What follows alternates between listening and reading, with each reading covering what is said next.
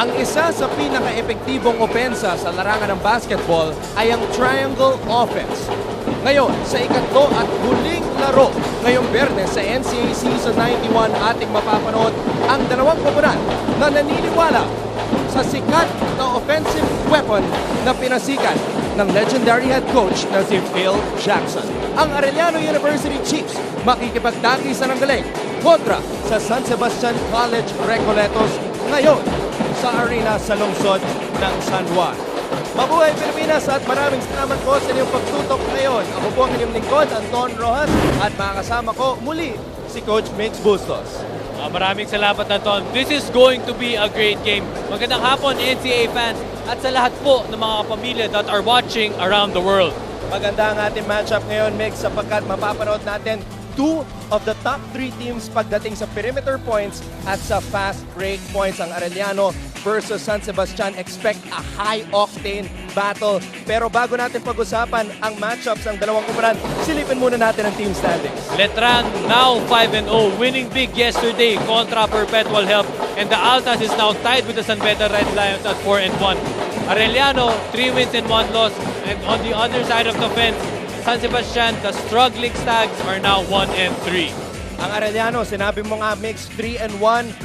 They won 3 straight matapos matalo sa opening day kontra sa JRU. At ang talagang inaabangan ni Coach Jerry Codeniera na pumutok ang kanyang big man, ang kanilang foreign center from Los Angeles, California na si Deonce Holtz, who had a huge breakout game against Mapua. Big-time efforts, big-time plays, make big-time players. Yan ang pinakita sa atin ni Deonce Holtz. He scored 25 points, 11 rebounds in 38 minutes. At Anton, 15 points siya nung fourth quarter and overtime. Imagine that, Mix. Coming into that game, he was only averaging 8 points and a little over 5 rebounds per ball game. So ibang klaseng Deonce Holtz ang ating napanood sa kanilang panalo kontra sa Mapua. Sa kabilang panig naman, ang San Sebastian struggling ngayong season under new head coach Rodney Santos. Pero nakausap nga natin si Coach Rodney kanina. Sinabi niya, they are composed, they are not going to push the panic button. And the heart and soul, of course, of San Sebastian is their team captain, si Jamil Ortuste. San Sebastian will go as far as Jamil can take them, and he bounced back in their last game against Letran after scoring just 9 against Perpetual. Well, it wasn't an ideal performance against the Altas. 9 points lamang siya noon, 25% from the 3-point area, a total of 30% field goal shooting. Subalit, bumawi siya nung Letran, 25 points, 55% from the 3-point area, and a total of 44% from the field.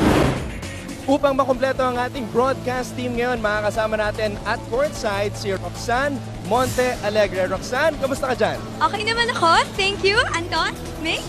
Ngayon naman, kung meron kayong mga kapamilyang gustong mga i-share na photos, mga comments at mga opinion, huwag niyong kakalimutan ang hashtag today, NCAA Season 91, at para naman sa larong ito, ABS-SSC-R. Malay niyo, yung post yun ang ma-feature namin dito sa Game Live. Thank you, Anton, Mix. Maraming salamat, Roxanne. So, Mix, abangan natin kung ano magiging comments natin mga NCAA fans. Again, you can tweet me, Mix, and Roxanne all throughout the coverage. Oh, hindi na namin ito patatagalin pa sa aming pagbabalik. Chiefs kontra Golden Stags dito lang sa ABS-CBN Sports and Action.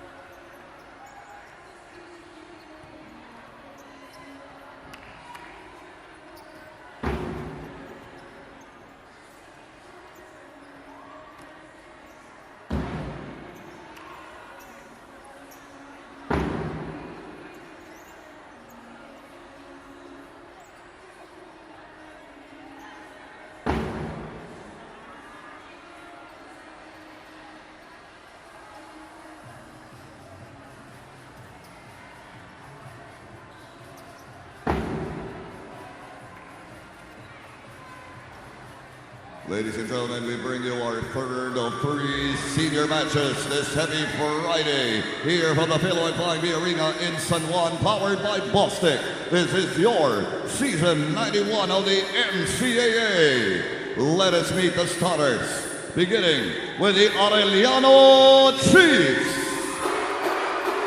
Number 5, Brian Mecca. Power forward number 17, Julius Tadares. At center number 8, Nico Banga. The off guard number 11, Donald Dumaro. And the point guard number 6, Giovanni Halalon. The head coach of the Chiefs is the defense minister, Jerry Cordillera. And now the starting five for the San Sebastian Golden Stags. Power forward number 7, Michael Calisan. Forward number 12, Jerry Fabian. At center number 5, Bradwin Quinto. Point guard number 4, Ryan Costello. And the on-guard number 13, Jamil Ortuzco. Maraming salamat sa inyong pagtutok ngayon sa ABS-CBN Sports in Action sa Ball, Sky Cable Channel 167. At pinabati din po namin ang lahat ng aming mga kababayan na nanonood sa pamamagitan ng The Filipino Channel. Starting lineups para sa dalawang kuburan, Coach Rodney Santos sticking with the same starting five that he used sa kanilang huling laban kontra sa Letran. At para naman sa panig ng Arellano, Coach Jerry Cordillera making the adjustments. Hindi muna niya pinasok ang kanyang breakout performer nung nakaraang laban na si Dion C. Holtz. Maganda yon, partner, kasi ibig sabihin nun, marami kang bala off the bench. Deontay going off the bench also, and Zach Nichols will expect him to have a good game later. Zach Nichols talagang off the bench ang role ng dating hockey player na Phil Canadian. And the first basket, courtesy of Brian Mecca para sa Arellano University Chiefs. The Chiefs didn't waste time there.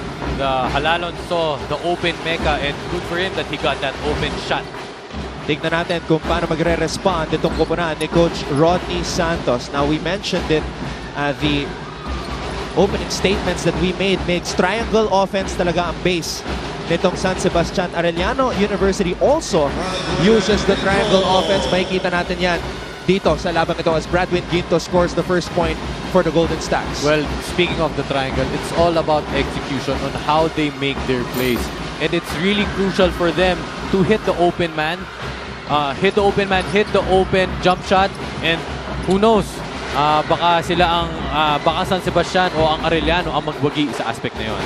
Alam mo, bagamat triangle offense talaga ang base ng opensa ng Arellano at San Sebastian, ngayong season mix, dahil sa mga abilities ng kanilang mga players to run the floor, panay takbuhan ang ating napapanood mula sa Stags at sa Chiefs. Well, sometimes you will have to read what's happening in the court. Hindi mo naman kailangan i-run yung triangle strictly, as Halalon can make those fast break opportunities. Kapag kaya na mag one-on-one, if they can run the floor, go open court, they can execute off that.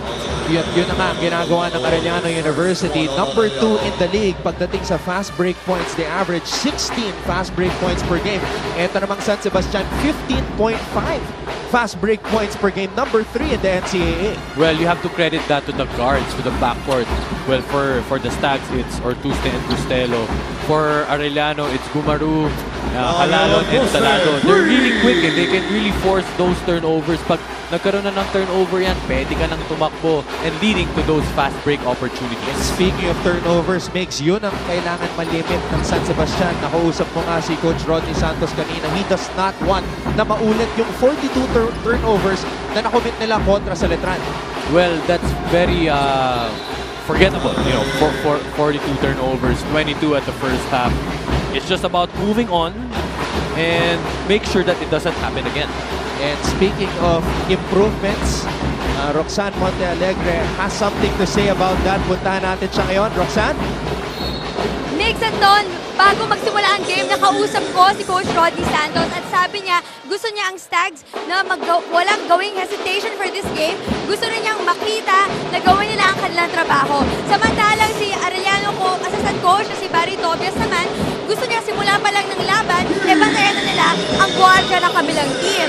Abangan natin kung sino ang lalabas na pinakamalakas sa iyong game. Maraming salamat, Roxanne. Kaya lang ang problema ng Arellano ngayon, hindi nila mabantayan itong si Jamil Ortuste na nakakadalawang 3-pointers na. Well, that last three was from the San Juan parking lot. Napakalayo nun, and he has that ability. We've seen it time and again during his past games that Ortuste can make those types of shots. 6 for 11. Yun ang stat line from beyond the arc ni Jamil Ortuste sa kanilang huling laban kontra sa Letran. But he turns the ball over right there. Hindi maganda yun para kay Coach Rodney Santos. At a big player talaga itong si Jamil.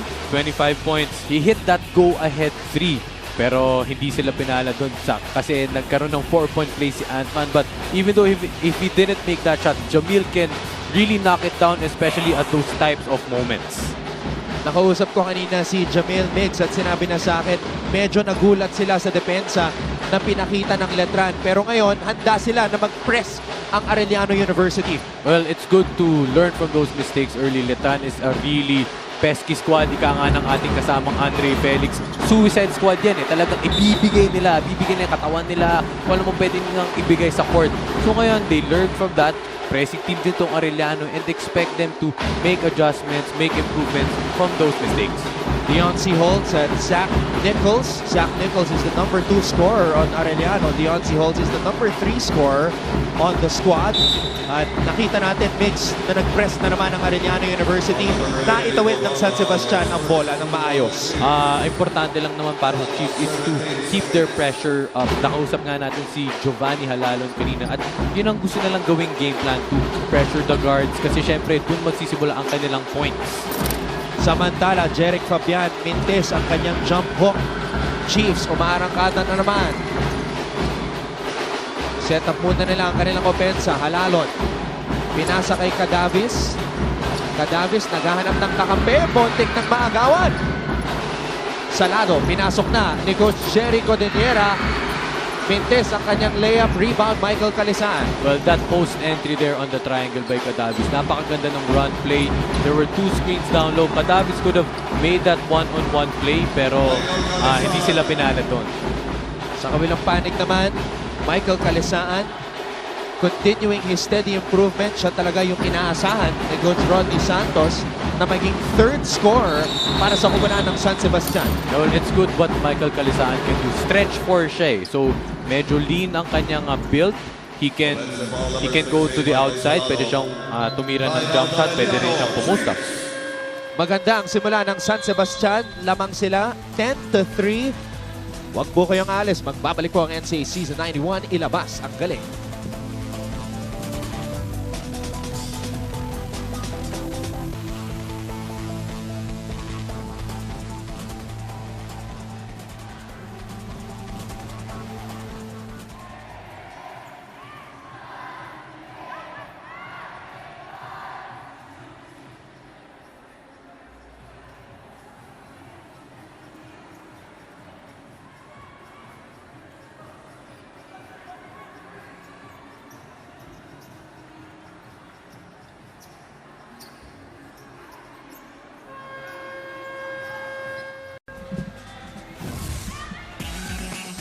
Balikan natin yung nangyari nung Biyernes. This was one of the classic games ngayong Season 91 ng NCAA. Overtime, Arellano versus Mapua. Siyempre, nagwagi ang Arellano. Well, ang pinakamalaking bagay doon, binention ko nga kanina sa pregame, ang 15 points ni Deontay Holtz noong 4th quarter and overtime. They made big plays. His guards made big plays. Giovanni Halalon, 26 points, 4 rebounds, 7 assists. He's doing it all for his teammates. Imagine, Deontay Holtz and Giovanni Halalon combined for 51 points sa laro ngayon. Kalahati. More than ba? 51 More than, eh. 51, yes. Big games by them, grabe. Napakaganda ng pinakita doon. Character building for them to win those types of games at overtime. Siyempre, mataas ang kumpiyansa na coming into this game. At pinakawala na ni Coach Jericho Deniera ang kanyang big man na si Deontay Holtz. Look at the 2-man game. Halalon setting up Nico Banga. Great execution there by the Arellano Chiefs. Deontay saw the cutting guard, Halalon, and then Halalon saw his big man open. Hindi nag-help dun yung Stags kasi They were just standing there, and good for this big man that he got the 2 points. Michael Talisaan, tinirahan si Deontay Holtz. Tignan natin kung paano magre-respond. Itong si Holtz. Arellano. Nakikita natin mix sa play na yun, yung triangle formation. Yes, Arellano look for that weak side flash by Deontay in that backdoor step. Buti na lang tumama sa paa ng isang stag. Nakita ninyo yung strong move of the game ni Nico Manga, brought to you by Smart Live, the Smart Life. Zach Nichols. He's been red hot ngayong season 91 ng NCAA, averaging 13.3 points per game. Yes, no, I got to talk to him kanina nung pre-game pa. Tinanong ko siya, how does he stay composed in those late game situations? Sabi lang niya, when he made that big three, kumpiyansa lang. He saw that there was space. He saw na kaya niyang itira yun, and he was confident, and he made that shot. Samantala, Giovanni Halalo naagawan si Ryan Costello. Yan ang sinasabi natin, Anton. Points off turnovers. They're looking to pressure up right away on Costello. Ortuste taking matters into his own hands. Umatake, Ortuste. Bitin yung kanyang layup. Napulot ni Holtz ang bola. Arellano, isi-set up muli ang kanilang opensa. Salado, linabas ang bola kay Holtz. Holtz was not ready for the pass. Well, Holtz was not ready for the pass. Salado thought that Halalon was going to save it. Ito yung agaw kanina ni Giovanni Halalon. Fast play of the game brought to you by Smart Live, the Smart Life. Napakabilis talaga nito si Gio Halalon. Already on his third year, he has used that experience to make those type of plays. Fabian, linabas ang bola kay Ortuste. Offline sa kanyang tres. At mananatili ang bola sa panig ng San Sebastian. Coach Rodney Santos, the 1994 NCAA MVP. And on the other side, we have Coach Jerry Codiniera, 17 years as a professional, the defense minister. That's what they called him during his playing years. Ken Salado finishing on the break. Not looking good if you're the Stags. Arellano clearly getting points off their turnovers. Ortuste, meron ng 8 puntos dito sa larong ito. He's averaging 18.3 points per game. The number 4 scorer in the NCAA. That is expected because the offense can really go to him. No? Pag nakuha na yung bolang yun, he is confident to make his types of shots. Halalon, looking very confident early on. Mintis lang yung kanyang running floater. Holtz, naagaw ang bola. Halalon, umaarangkada. Halalon, bounce pass. Enriquez with a finish. Again, I will reiterate, 5 turnovers already by the Stags, and the Chiefs already have 6 turnover points. Yun ang kailangan malimitahan ng San Sebastian, yung kanilang turnovers. And speaking of turnovers, here's another one. Deontay Holtz, sayang ang pagkakataon. Tumalbog yung bola sa kanyang paa. Deontay Holtz, the breakout performer sa kanilang huling laro kontra sa Mapua. He wants another big performance. Abangan natin kung mangyayari yun. Huwag po kayong alis. Magbabalik po ang NCAA Season 91. Ilabas ang galing.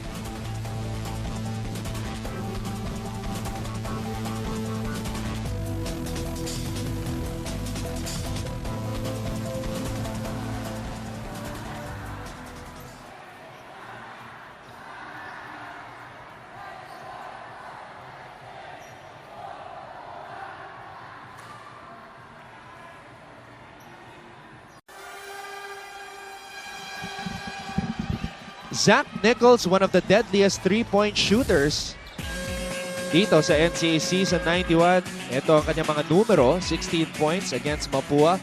Pero si Ken Salado, we've been talking about him, Migs, all throughout the season. Prize recruit from STI Cagayan de Oro. Yes, according to Coach Jerry, talagang at first hindi na in-expect na magpo-perform itong si Michael Salado. He had 12 points and really big shots from down the stretch. From the coaching staff's point of view, they must be really happy. Subukan nating himayin kung paano i-dissect ng San Sebastian itong depensa ng Arellano University. So far, Mix, na itatawid nila ang bola ng maayos. Minsan nga lang, mga bad pass at crossover sa harap ng bantay, naaagawan sila. Well, for a pressing defense like what most of the college teams are doing now, it's just not enough na maitawid mo yung bola. As Recoletos hits that three, kailangan mong maiset yung kailangan mong gawin half-court twice. Right now, I think 50% of their half-court sets are leading to turnover, so that is something that the Stags have to improve on. Patuloy ang pag-init ni Jamil Ortuste. Meron na siyang 11 puntos dito sa larong ito. But the adjustment has to come from the defender of Ortuste. Nakakailang 3 points na siya at you cannot make it easy for him to make those types of shots. Kasi kahit sa malayo, kahit mismo sa volleyball line, Anton, kaya nang tumira ng 3 points eh. Sa huling laban ng San Sebastian, tumira sa 3 ng 11 beses si Jamil Ortuste, so he will not hesitate. Yes, he really will not hesitate. 3 out of 4 already, 75%. We're only at the 1-minute mark of the first quarter, so we can expect him to make more 3-point attempts later. Sa lahat ng mga nagtitweet, maraming salamat. Keep it coming. Include hashtag NCAA Season 91. And speaking of keeping it coming, Zach Nichols, pangalawang 3 na yan dito sa larong ito. It's really a prize possession if you get a turnover, if you commit a turnover, and Zach Nichols hits the 3. Malaki yun. Malaking bonus para sa Arellano University. This season, Zach Nichols has tallied 17 3-pointers after that last one. Well, coming off the bench, he already has 2 as San Sebastian has 10 turnovers. Arellano 4 lamang. Pero ang Arellano capitalizing off that aspect. 13 points na sila mula sa mga pagkakamali ng Stags. Ryan Costello, starting point guard ng San Sebastian, muling nagbabalik. At nakausap mo ang Arellano side mix at one of the game plans was to stop Ryan Costello. Well, I really got to talk to Coach Barry Tobias, aking kasamahan dati sa De La Salle Zobel. Talagang kay Costello magsa-start ng opensa eh. He is the prime point guard, so it's important for them na kapag ma-stop nila si Costello, malaking bagay na yun kasi sa kanya nagsisimula lahat. Ryan Costello plays 31 minutes per game para sa San Sebastian. Bitin yung tira ni Leoncy Holtz, pero nandun si Ortega para sa putback. Good putback there by Ortega. Nakita na yung opening and he saw that tip in. Bradwin Ginto all the way. And Bradwin Ginto will head to the line for 2.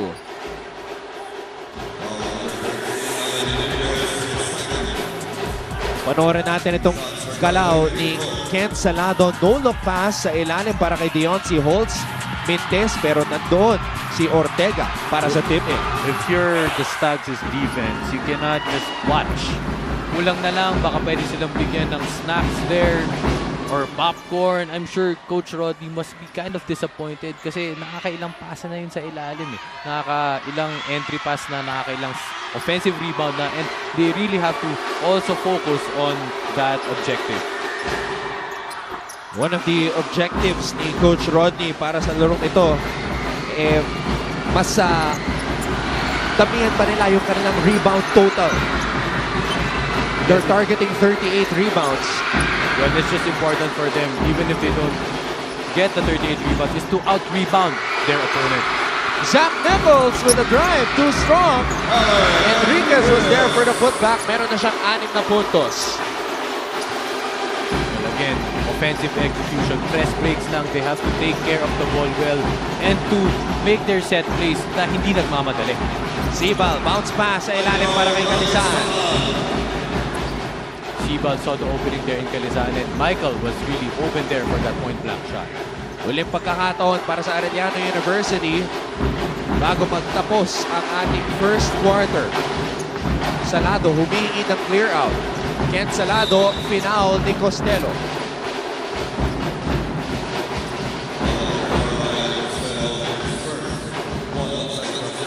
Well, San Sebastian has still fouls to give with 5.1 seconds. It's important for the Stags' defense to make them make a decent attempt. Actually, yun yung unang foul ng San Sebastian dito sa first quarter. Enriquez too strong on that turnaround.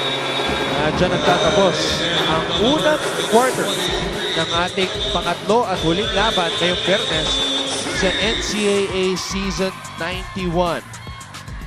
Dalawang koponan na naniniwala sa triangle offense na pinasikat ni Phil Jackson, pero napakainit ng kanilang shooting mula sa labas.